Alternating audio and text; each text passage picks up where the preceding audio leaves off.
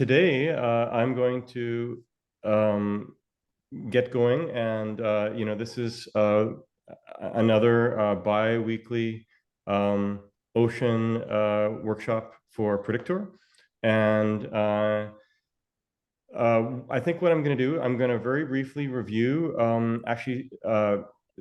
dynamic modeling with predictors, because I think it's something that we just put in. We just merged it earlier today, and I wanted to share with you so that you're all aware of it. And then I will open the floor to questions and so on. So, and even before the dynamic modeling, I'll give a very, very quick overview. So with that, I'm going to share my screen, and then you guys can see everything that's going on. So let's get to it. Share screen, desktop. So, okay. All right. So you guys should be able to see my screen now. Good, good.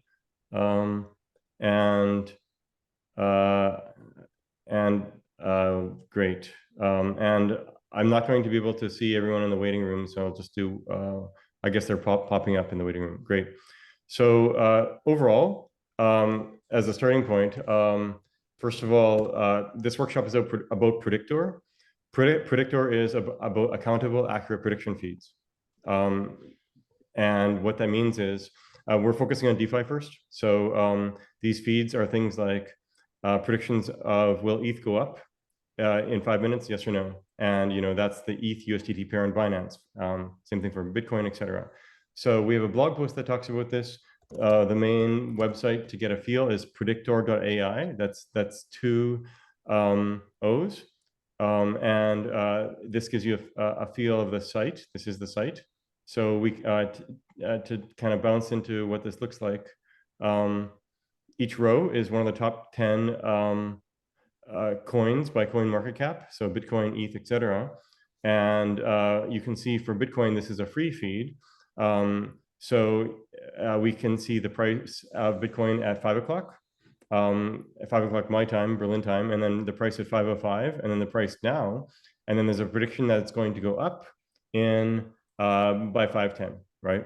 And then for all the other feeds, it's a similar thing, except the predictions aren't there because you need to buy them, and it's about $1 worth of Ocean to get a subscription to one feed for a day.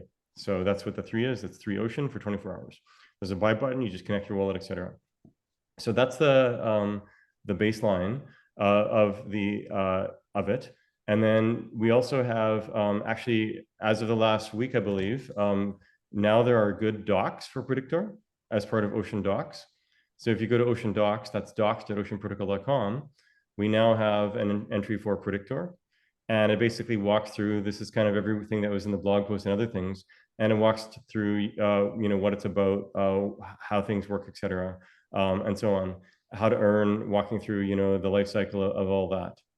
Okay, going back to the Predictor app, the key thing on the top, another key thing on the top is run bots. So in Predictor, you can be a predictor, a person who is submitting predictions, and then those predictions get aggregated to be bought by traders or otherwise people who want to use, for traders, for example, the traders would want to have aggregated feeds for alpha, for trading Bitcoin, etc.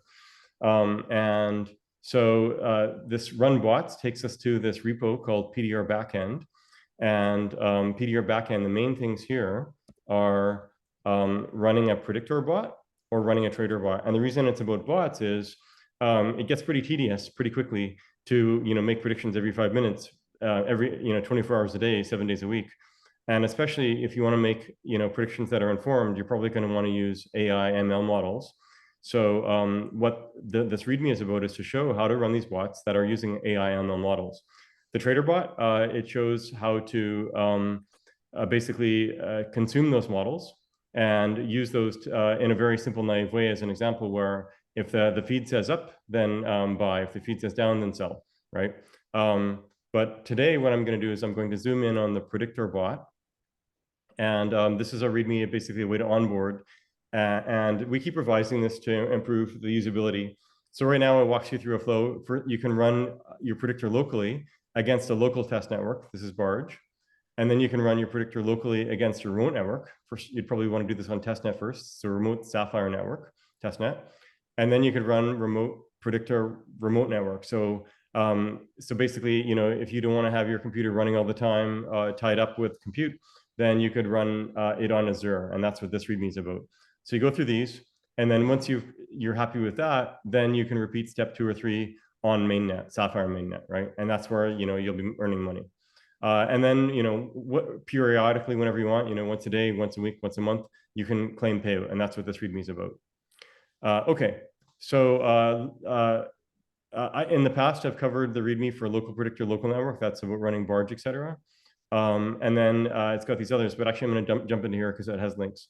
So local predictor, local network, you can install and run Barge. A Barge is an Ocean component, but inside it's got Ganache, which is a local chain. It's got the predictor contracts deployed to Ganache. And then it's actually got a setup where you can run whatever bots you want in that automatically. So things like other traders, like just naive traders and naive predictors, et cetera. And that's what makes it easy for you to do testing and whatnot. Once you've got the local network running, you can also, then you set up your predictor bot, because that's the thing you're going to be developing against as a predictor running. So it shows you, below it shows how to install it, set the environmental variables, and then how do you run that? So let's click on install. It goes down, you can install the local network. It gives you details of how to install Barge. This is a Docker container. I won't get into that here. I really want to zoom in on the model-based predictor today. Then you run this thing locally in Barge. It's basically, it's a script that under the hood, it runs this Docker container. Then you install Predictor bot, and it zooms in on that, and that's basically a Git clone of this repo with some envvar stuff. And actually, I guess the envars are here too. Once you've got that set, so basically installing this stuff is straightforward. Then it's about running the Predictor bot, and we offer 3 separate Predictor bots. First one to get going is simply a random bot, right? So that's what this is. So here, what this is in your Predictor repo, which is this repo that I'm showing you guys. The repo is PDR backend. There's a subdirectory called Predictor. That's where all the Predictor bots live, right? And there's 3, and they have names 1, 2, 3, approach 1, approach 2, approach 3. So when you run this thing, you can see in action the logging, etc., right? And under the hood, it's running Predictor agent 1. Everything is 1, 1, 1, 1, 1, right? And it just simply describes how this is shaped. You can look into this and see the details of this code if you want to get an understanding, right? It's all object oriented, et cetera, et cetera.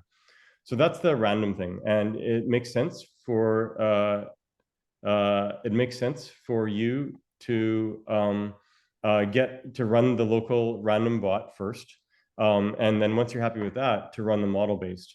And I want to cover the model-based more today. Like mentioned, there's 2 types of model-based. There's dynamic models and static models. Static is what we've had until recently. We now have the dynamic too. So static means we've actually pre-developed a model for you in a different repo called PDR model simple. And then you, in your bot, you have to set it up where it points to that model. And of course, you can fork PDR model simple, develop your own thing, and it uses this pre-built model. Dynamic models, which is what I'm going to zoom in on, it builds the model on the fly. So every 5 minutes, it builds a new model if you're predicting 5 minutes ahead. For 60-minute predictions, it's every 60 minutes. It builds a new model, right? So, and there's a big benefit to dynamic modeling, which is you don't need to save the model. You don't need to manage it separately. You don't need to link it from a different location. So it's just easier to onboard with than static models. So that's why I wanted to share with you guys. It's just easier to get going, right? So there's 2 steps overall to dynamic modeling. There's develop and backtest the models, and then there's using the model in a predictor bot. And this is the links below. So I click on this, and we'll go through this in turn. So first of all, develop and backtest models. And that's what I really want to zoom in on today even further. So this is overall for dynamic model, right? So to summarize, what are we looking at? This is the README for predictors, zooming in on predictors with dynamic model building. So it's AI ML models and dynamic modeling, which means every 5 minutes it builds a new model, which is actually the easiest from a DevOps perspective and integration, et cetera, perspective. And it also means that you can quickly iterate and see how well are you making money, et cetera. You can try different things. So that's, I'm going to zoom in on this. And then once, well, I'll just go through this. So what you do here is you can make sure you have the CSVs directory. This is where it's going to store all of the historical data. And then you can test to see that it's working, and you can run this. And I'm going to do this in a minute because the output is pretty cool. But once you have this, once you know that you're all satisfied with this, with your backtest, et cetera, then you're ready to use this dynamic modeling in a predictor bot, right? And the main thing there is you simply run Python PDR backend predictor main.py 3. Remember, for the random bot, this was a 1. So if you want to run random bot instead of this, it's exactly the same command, but instead of 3, you have 1. So here we have 3, which means use approach 3, which means dynamic model. And you can observe it in action. You can see the logging of what's happening with submitting values, et cetera, et cetera, et cetera. So once you've gone through these things, just playing around with them a bit, that's when you would change the model yourself. You could change and reconfigure, change the code however you want. But what I wanted to zoom in today is develop and backtest models. This is special compared to static models because it's right in the same README and it's fully integrated. So you don't have to go to other places. You just play here. So let's play. So I'm going to shrink this, and let's just. So I've done the git clone, everything above. In fact, I can even, I won't bother with that. So maybe actually I will, just for everyone's sake. So to work through, let's go. So overall, to install the predictor bot, I had to install PDR backend. So what did that look like? It's git clone of Ocean Protocol PDR backend. Then I changed CD'd into that directory. Then I created a virtual environment, and I said turn it on, and then I installed all the requirements into that environment. And then there's a special thing if you're running a Mac, you have to run this step. So that's what I have here. I've got everything done. I've done a git pull, so I'm up to date. Do another git pull just to make sure. Good, good. Notice on the bottom here, it says vend. That means I've got the vend running, right? I can turn that off, of course, but by saying deactivate, but then I can turn it on again. There, now it's on again. So I've basically done the equivalent of running through all this stuff, okay? Now that that's done, I'm gonna focus on the model-based stuff with dynamic model. So that's here, and I'm gonna focus on develop and backtest models, because this is pretty fun to see. So I'm gonna remove my CSVs directory. Good, okay. So now I'm going to go through all these steps one by one. Make dir CSVs. Great. Now I'm going to run PyTest, which is the unit test. So it's got a bunch of unit tests for its different components. And there's different components, right? This is all object-oriented. So it's got something called the data factory, which is used to grab the raw data and create nice historical pandas data frame from that. And then from that historical pandas data frame, we'll create XY training data. PDUtil is just some simple utilities to work with the pandas data frames. Predictor agent 3, that's the agent itself, the bot for the predictor ecosystem. And then there's some other stuff, right? For managing, for working with data in blocks of time, the config for this, where you've got, special parameters. A couple different time utilities, the trade engine. So you might ask, why is there a trade engine in the Predictor repo? And the answer is because when we're doing the back testing, we want to test not only how the predictor is doing, but how is it doing in a simulated trading environment. And so it's a basic dumb trading in this case. It basically says buy if price goes up, sell or buy if prediction of price is to go up, sell if prediction of price is to go down, and exit that trade 5 minutes later. And then you can also specify the transaction fee of 0%, 0.1%, like Binance has by default, or otherwise, right? So that's what trade engine is, and that happens as part of the backtesting. And then trade util is just some utility functions and methods to help around trading. So you noticed I ran all the unit tests, right? That was this command, and I ran it all, and everything passed. Yay! And within Predictor and Ocean more generally, we have extensive testing, so we can make changes with impunity, knowing that the tests pass. And it's all also remote with CI, all that stuff. So now let's run this thing, which is the main backtesting thing. So I'm just going to hit go, and we're going to see what happens. So let's look at the logs. So it first of all gives us some information about what's going on. So it's telling me what's my setup for the data. So it's looking, the CSV directory is where we said. It's got a start timestamp. So it's grabbing historical data. And in this case, this was set inside run trade and some other places. I'll show you in a sec. It's grabbing data starting from 2022, September 13th, 2022, up till June of this year. And so, and it has some other parameters, maximum number of points to train on for the model, number of points to test on, how far do we look back? This is an autoregressive model. In this case, it's looking back T-1, T-2, all the way to T-10. The base coin is USDT because we're looking at, that's in line with the pairs that are actually published as feeds, right? And it's going to get the data from ETH USDT, Bitcoin USDT on Binance Exchange. And actually we could have others, but we're just doing Binance. Okay, so before we jump into that, I want to just show, actually, you know what? I'm going to show the goods here of what we have. So this is showing how much profit are we making on each step. And notice that there's, positive profit, negative profit on each step. And that's the first plot.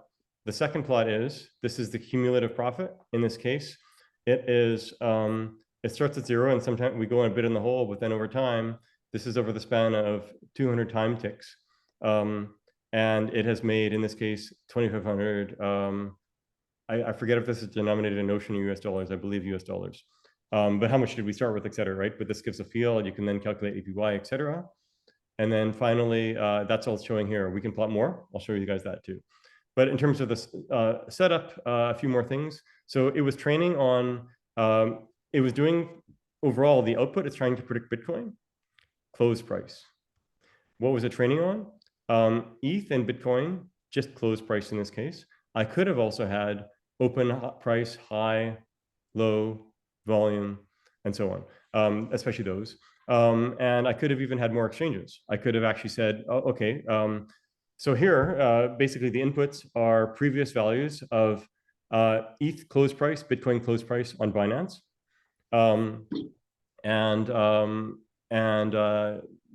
It's predicting the next value of Bitcoin on Binance against USDT, right?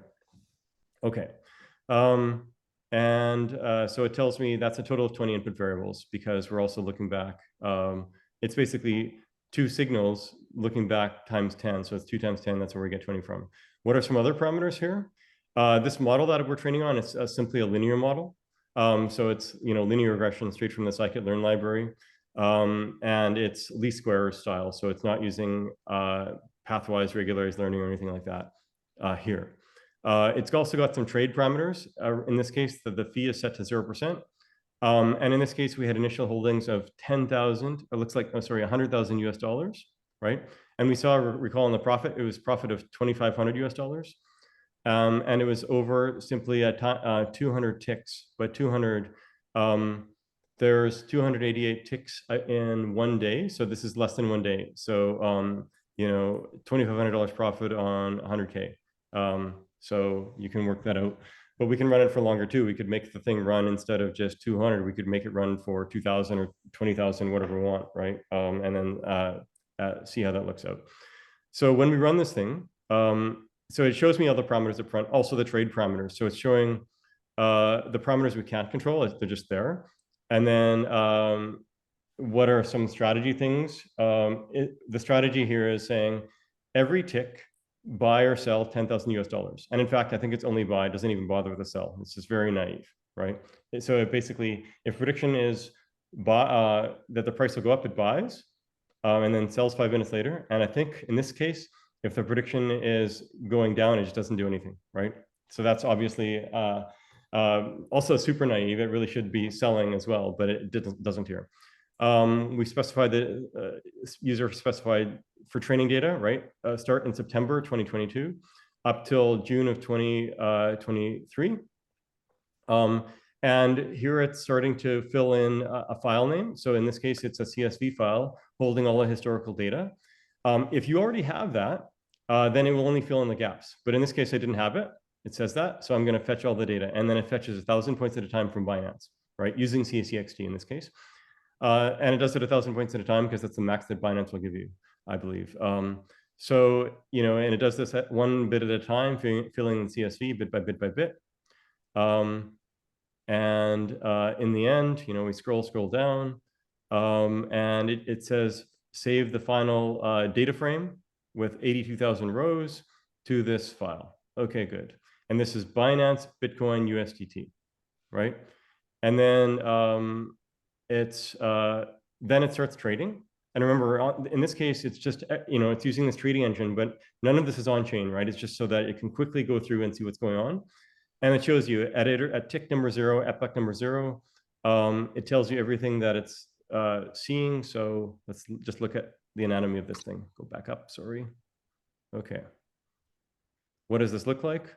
So here's the timestamp in terms of Unix time, the timestamp in terms of human readable time. So this is June 2023, 7:25 a.m. The predicted direction is down. The true direction is up. So it was not correct. And the profit was 0, but it didn't take any action because remember, it predicted down, so it doesn't take any action. So that confirms my question before. Iteration number 2, what happens? So this is exactly 5 minutes later, right? 5-minute intervals. The predicted direction is down. The true direction is down. And the correct, was it correct? Yes. So predicted down, true down, therefore correct. Boom, boom, boom. So, and I don't know, okay. So in this case, it was correct, but it didn't make profit because it wasn't doing anything. So the third one, this is a summary of what happens at the end of the iteration. That's right. So for iteration 3, this is the summary of what happened for iteration 3. What did it do? It predicted up, therefore it bought. What actually happened was the price went down, so it was wrong. Therefore, you know, correct equals no. And therefore it lost money, right? Remember at the early beginning of the plot where it said it lost money? Well, that's what happened here. It put in 10,000 US dollars. In the buy, right? So it sent 10,000 US dollars, got 3.34 Bitcoin. 5 minutes later, it sold the 3.34 Bitcoin, and it only got 99,988.57 US dollars, right? USDT to be precise. So it lost $3. Sorry, it lost $1.43, right? Okay. So once again, to summarize iteration 3, this was the first iteration where there was a prediction of up, so it traded, but it was wrong. The actual value went down, so it lost money. That's why we're in the hole. Okay. Iteration 4, that's this row. It also traded, and it also lost money. In this case, it lost a lot more. It lost almost $100, right? So no good. Iteration 5, what happened? It predicted up, and once again, it lost money. So it's losing money. So it looks like there's some losing money here. But then we have, this is the first trade here where it made profit of $40, $42. Good. And then it's having a, you know, making profit here, $60, $93, $32, et cetera, right? So there's, it's starting to make money pretty well. But now and then, of course, if there's times where there's nothing happening, and that's the case with this one, nothing happened. So because the prediction was down, so it didn't do anything, right? Okay, so it goes through these 200 iterations total, and then it plots, right? It tells us our error overall as well. You know, the error training and the test error. The training error was 0.2%. The test error is 0.78%. But this is all, you know, all errors should be taken with a grain of salt. What really matters is, do you make money, do you lose money, right? So let's just run this thing again, and then we'll see the plots again. Now that you guys have the context overall. So because it's grabbed the data from Binance, it's very fast to go through all this, right? It's reusing the data from before. Okay, so we just went through 200 iterations. That's about a day, just under a day, right? So with under the day, we can see there are some negative profits at the beginning, right? If you recall, especially this one of minus 99. But then we had started to have some above zero, up and down and up and down, some nice spikes up, some nice spikes down. There's no take profit or stop loss either. That's why we can have a big profit or a big loss, right? If you have a smarter trading strategy, you bound this, right? So it would cut in, and rather than just stop at 5 minutes later, you really should stop. You know, if you've got above, say 10%, you just sell and you take profit. Or if it goes down by 10%, you should buy and stop loss, right? Here it's so naive, it doesn't do that, right? How does it do overall? Going back to that one, this is how it does overall, right? So notice, this is your net profit, right? So it goes in the hole for a little bit, but then it starts making money. Finally, it's broken even, and then it's starting to do well. But it can lose money here. So it loses some money, but we're still net positive. Then we make a big jump at epoch number 28 or so. And then, you know, flat up and down and up and down, a few more big jumps, some nice wins here, a pretty big loss, some nice wins. And then, you know, this is after about 24 hours of simulative trading. We've made 2,500 profit, and we've started with 100,000 US dollars. So we've ended with about 102,500 US dollars, roughly speaking, right? But this is also assuming 0%, assuming 0% trading fee, right? So let's go in and see what happens if we change the trading fee. So notice here in the README, it says edit parameters and run trade as you wish. So this is the main place to edit things. So let's start editing this. Open up the best text editor in the world, Emacs. So if we look at this, notice this is a very short file, right? In fact, I can open it all up. It's all basically, all the parameters are here. We can set up things however we want, right? So I've got the start timestamp, the end timestamp. I could make it look back further. I could make it come up till, you know, nearly today if I wanted. I can have it train on longer things. I can test on longer, whatever. Let's keep everything the same. Let's change just the one thing. Actually, let's make it run a bit longer. Instead of 200, let's go for 1,000 tests. I think that's going to be more interesting. So let's just rerun this whole thing now. And all we're doing we're making it run 5 times as long. So instead of about a day, it's about 5 days, right? Maybe 4.5 days. So it's running. We can look here, iteration. We're already a quarter of the way done. Iterates more, a third of the way done. And we can glance at the total profit here. We're already at a total profit of about $7,000 after about halfway done, which is about, 2 days. So now we're at about 8,000 profit. Hovering 7, okay, lost a bit of money, 7,000, 8,000, 7,000, 8,000. And then now it's climbing up to past 10,000. Home stretch. Okay, so ups and downs, right? Some big wins, some big losses, ups and downs. Great. How did we do overall? Hit about 10,000 profit. This was with 100,000 total starting, and simulating 1,000 epochs of 5 minutes each, right? So there's 288 epochs in a day. That's about 4 days, right? Once again, though, this is with this key parameter, it's assuming 0% trading fees. Binance does not have 0% trading fees. It did have 0% trading fees on Bitcoin True USD until the week before we launched Predictor. So we actually had that. We were all excited to have that.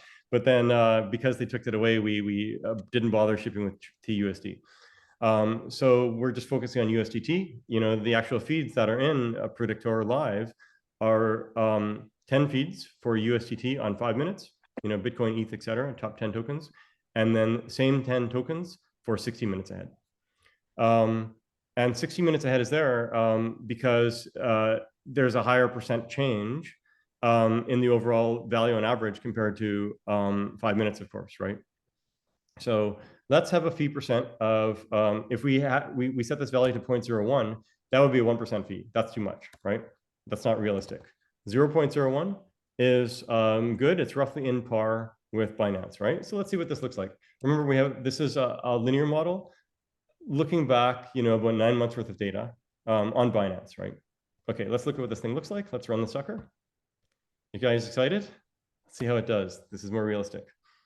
Okay, so in this case, it's losing about $9,000, right? Not good.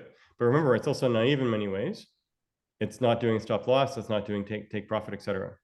So Yeah, so you can lose money pretty badly here with those fees. So fees make a big difference here, right? It's really eating into that because every single time, remember, it's trading $10,000. So multiply that by, 10% of $10,000 is $1,000. 1% of 10,000 of that is $100. 0.1% is $10, but this adds up quickly. So in this overall case, it's already at, looking pretty negative, right? So that the trading fees really cut in. I have to make sure that I had the fee set correctly. Yeah. So 0.1%. Let's see overall. Yeah, pretty bad, right? Okay. And I want to share this with you because trading fees are the biggest blocker to truly making money, right? So what we are working on internally in the Predictor team and Ocean Core team is identifying more venues with low trading fees, right? And then we will be shipping that as well with lower trading fees. If you are trading on Binance, you can also get lower trading fees by holding BNB tokens, staking them. So that will actually help your profitability. But also, if you're already trading, right, you're already incurring the trading fees, then you can use Predictor as a means of alpha, right? Because the accuracy, if we go back to the 0%, you'll see that it has enough alpha that it can make about $10,000 in 4 days, trading 100K, right? So the best way to view the prediction feeds right now is that it's alpha to traders. But with a super naive strategy like I showed you, if you're trading on Binance, you're probably going to lose money, and that's okay. Don't do that, right? Or do this testing first. So what I showed you here is something that is now available to all of you via these READMEs, where you can test models with backtesting very, very easily. And let's say you're happy with how this is, then you can actually start running this predictor bot. So if you're happy with this model, like you can just use this and you can go and launch this and run this thing against mainnet, right? Against Sapphire mainnet. And then it's a predictor bot that people are using. That's not using the trading side of things. It's just using the automatic model building every 5 minutes. And then, you will be one of the many people providing prediction feeds. And then when data farming starts, Predictor data farming starts November 9th. So in, just over 2 weeks, then you would be getting access to that. That's about $10,000 worth of Ocean every week. That's going to all the different predictors based on accuracy, et cetera. And then there will also be some $1,000 worth of Rose tokens from Oasis as well. So it's a nice incentive for you to get practice now running these prediction bots on mainnet, because when Predictor data farming kicks off, you want to be ready, you want to be running. But then also, of course, to make serious money, you can not only be running a predictor, but you can be doing trading. And like mentioned, fees are the biggest blocker for making serious money. But if you're trading already, then this is really good alpha already. So with that, I'm going to stop what I shared with you guys. I'm going to stop this and go check the chat and see what questions there are and everything. So let's do that. And I can, I can even stop screen sharing for now. Well, I'll keep it like this. So I'm just going to look at the questions in the chat and see. I'll scroll up to the first question and then I'll work backwards. Okay. So first of all, question: how is the accuracy calculated? What does it mean if a feed is X% accurate within 24 hours? That's from David Smith. Great question. And that measure of accuracy is saying, so this is the accuracy, for example, that you would see in predictor.ai. So that's this, what you see here. It says 50.9, 54.4, etc. And and what that is that's accuracy over the last 24 hours. So this is 5-minute feeds. Like mentioned, there are 288 5-minute epochs in 24 hours. So there's 288 predictions, or 288 aggregated predictions. So let's say that exactly half of those, 144 of those aggregated predictions, were correct, and exactly half were incorrect. Then it would say accuracy is 50%. If it was, say, 288 out of 288 correct, then it would say accuracy is 100%. So the accuracy is simply the percent that were correctly predicted of that 288, right? So that's the number. So if you see 50.9, that's what this first one is, then that means that it was, about 150 out of 288 or so. We have seen that there is actually pretty high variance when it's just 24 hours. That's just 288 samples. So what we are doing is we're going to probably be increasing this instead of 288 samples towards 1,000 or 2,000 samples so that it's lower variance. Because sometimes these things will pump up to be, 55, 60%, and it's too small of a sample size. It's overly optimistic. And also the flip side, it might say 48%, 47%. So what we're doing is we're going to have a sample size that's larger, that smooths this out, so you have a better feel. And of course, if you want to see the super detailed stuff, you can do subgraph queries and all that too. So that answers that question, I hope. The next one, since Ganache is deprecated, will you be porting the internals to use Anvil or Hardhat? Dropping this here for later. So yes, we recognize Ganache is being deprecated. So we are in discussion internally about this.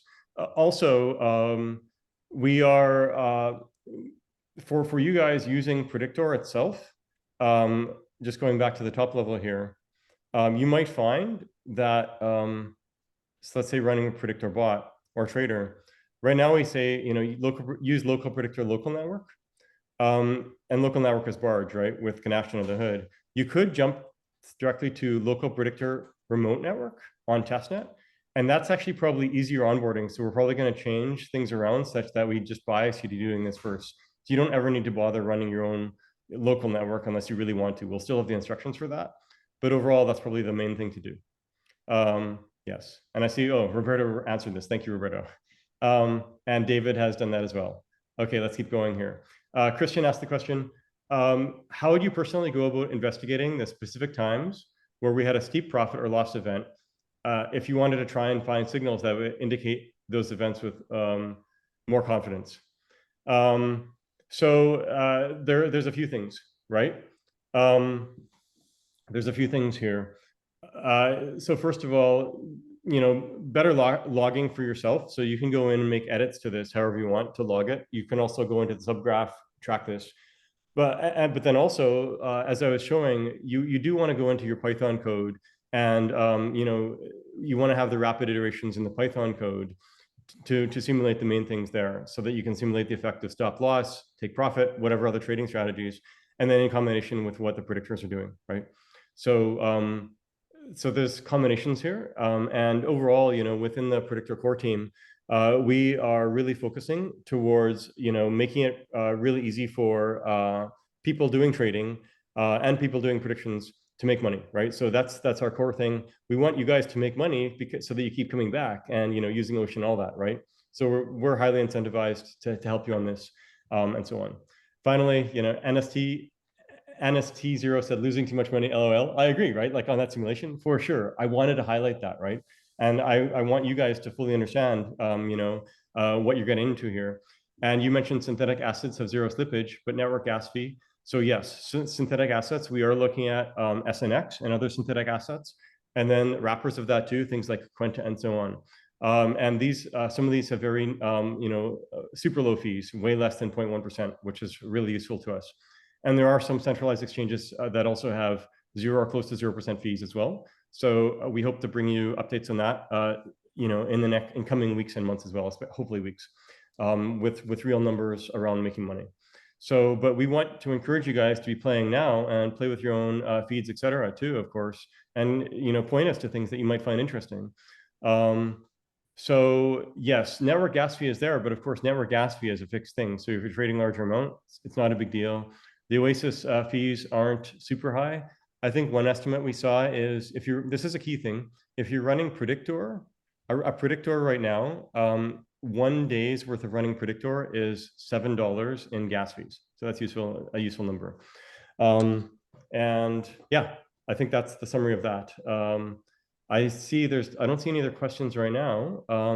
So maybe I'm just gonna, just anyone who wants to ask a question, just mention your name here in the chat, or even just type in the question is the best. Yes, and Veronica, if you have any comments for me too, you're unmuted. So yeah, I'll stop there. Yeah, Any it was questions a or? really good presentation. I saw that you were NSET zero. I saw that you're talking about synthetic assets, and you make a really good point. Trent, did you want to talk a little bit more about slippage and gas fees, how we're Everyone's pretty handling quiet here. those? Yeah. So is this useful? Everyone gonna go run a dynamic predictor now and do your local backtesting? Yes, from Zane. Yes, from Veronica. Yay. Good, good. It's pretty fun to iterate in that loop, right? That's why I really wanted to bring this up. You're iterating in this loop of, pure Python code. And then once you're satisfied, then you can go and put this into, run your predictor bot, as well as, it can affect your trader bot too, right? Yeah, I think it was a Okay. really good presentation. So Trent, you did a yes, good we're job. at 45 minutes. So I guess we'll last call for questions. How about that? So if anyone has a question, um, uh, actually, I will allow people to unmute themselves. So go ahead and if you guys want to unmute, you can. Hey, quick question. Veronica said, great job. Thank you, Veronica. Do you have any advice on And top level getting? message, right? If you guys want to go through any of this, easiest way to find it all, go to predictor.ai, that's 2 O's. And then top right, there's a button, run bots, that will take you to this PDR backend repo. And from the repo, okay, so there's other people speaking. Okay, I'll go on mute for a second to see if other people are speaking. Yeah, I was trying to speak earlier about you giving a really good presentation. Are you able to hear me? But now you are muted. Polly has unmuted. So Polly, did you have a question?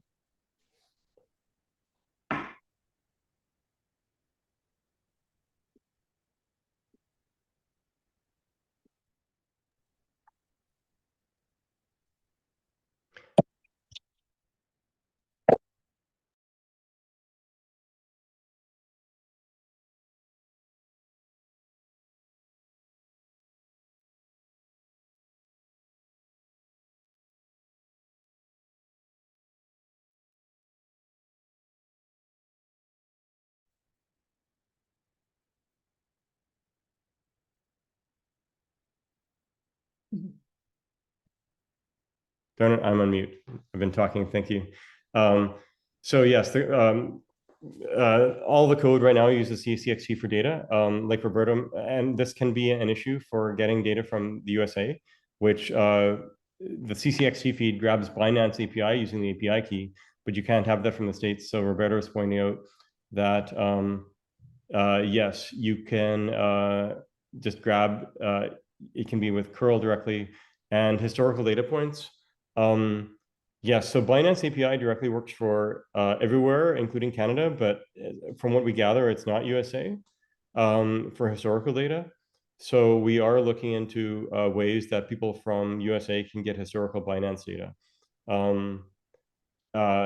So it's the USA wants to restrict you from like it has its own laws, and Binance is treading very lightly here. Of course, laws for trading in USA.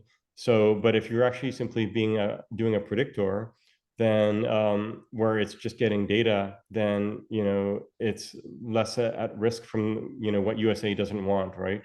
So there's traditional techniques out there to look like you're in a different jurisdiction, et cetera, but we can't recommend any of those. Do what you want, but it's all at your own legal risk, because I'm a spokesperson for Ocean Protocol Foundation. I can't recommend any of this directly. We just can't. But you can all take your own risks yourselves of what you want. And I, like mentioned, United States doesn't want trading of Americans on Binance, of course, but they I don't believe that they are as concerned about if you're trying to just grab trade data, but it's up to you, right? And like Roberto says, try approach 3 if you see if it works for you. There is Binance US data, like Zane is mentioning. So there's Binance and Binance US, right? Binance US is a different exchange, I believe. So there's going to be different specific values. If it's identical, that's useful to know, because then you can just go use Binance US directly, right? We're exploring other options, such as simply publishing 20 more feeds for Binance US, right? So that's a possibility for us, where we've got Binance feeds and Binance US feeds. We haven't done this yet. This is something we've been iterating a lot, even in the last few days. So hopefully we'll have a much better answer for you guys in the future.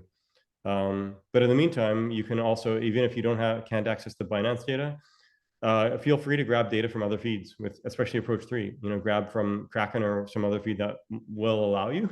And then get familiar with the code. And then once we've solved we'll have some better answers to Binance US data in the next week or two, and then you'll be ready for it. So that's how we see it. Hopefully that's helpful. I just wanted, hopefully you can hear me now. I was trying to chat a little earlier. Can you hear me, Trent? Any more questions? Hello. Okay. Well, thank you, everyone. Oh. Hey, guys. Someone says can hear Veronica. I can't hear Veronica for some reason, but maybe I'll just be quiet here for a second and let Veronica speak. I'll mute.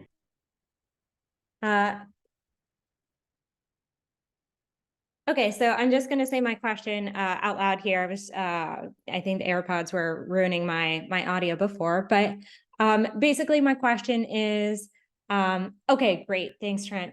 Yes, I do have a question.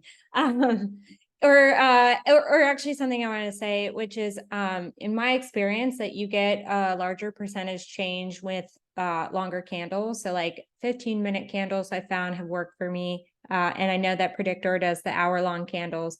So for fees, even though that the fee is the maker-taker fees on the exchanges are going to be the same. And of course, we're looking for different like lower fee options.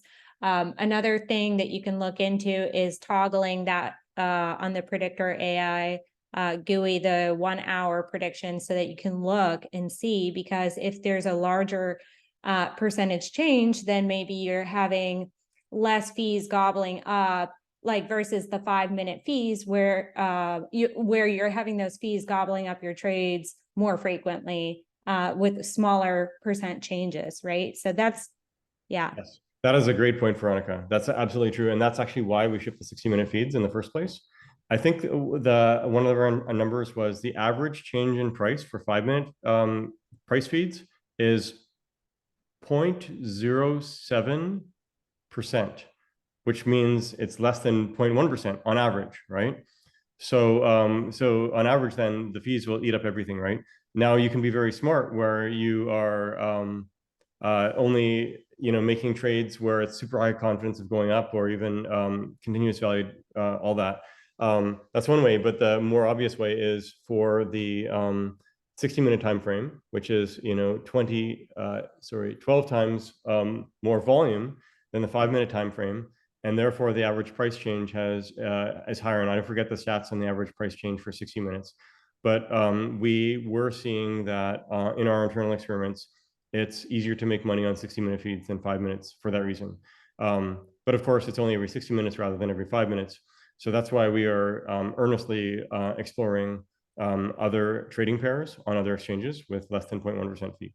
So, and also, it makes sense to have just, more sane trading, things like stop loss and take profit to bound. This is sort of triple barrier method, right? Instead of just end your trade 5 minutes later, end your trade if one of three things happen 5 minutes later, or if price goes up more than, say, 10%, or if price goes down by more than 10%, right? That's so these things make sense, and they actually reduce the variance in your overall expected value. Like they reduce the variance, in your expected value of how much money you can make in any given trade, and upside and downside, but it's just more steady. And I think that's just better overall. So it's up to you. So there's a bunch of trading tactics. We hope to be putting in more of these bit by bit into PDR Trader too. And also, though, over time, I'm sure many of you play with some of the other off-the-shelf trading bots out there, et cetera. So we anticipate the Predictor prediction feeds getting integrated into those over time. And if some of you have interested in doing that integration yourself, great, go for it and let us know that you've done it. We'd love to see and share that more broadly with the community. So thank you, Veronica, for making that point. So the point is, the summary there is 60. It's easier to make money at 60 minutes than 5 minutes because 60 minutes amortizes the cost of fees more. And then, you know, other things we can do for amortizing cost is, you know, getting smarter about trading, and then also finding venues with lower trading fee upfront. And we're on that too.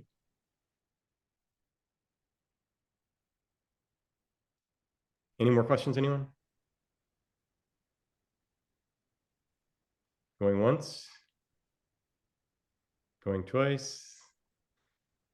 Okay, so with that, we can close this off. And I just want to say thank you on behalf of myself and the rest of the Ocean Core team and the Predictor Core team for joining us for this workshop. I hope you guys all found it useful. And I encourage you all to go to Predictor AI and then to PDR backend repo and start playing with being a predictor, being a trader, and playing with the dynamic modeling like we talked about today. With that, have a great day and signing off.